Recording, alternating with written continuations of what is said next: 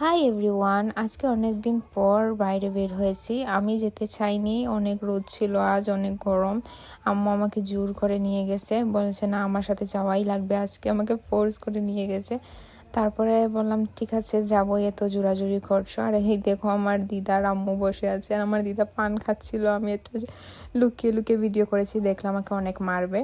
তারপরে আমি একটু বেলপুরি খেয়েছিলাম রাস্তায়। বেলপুরি দেখে আজকে ডায়েট ফায়েট সব কিছু ভুলে শুধু খাওয়া।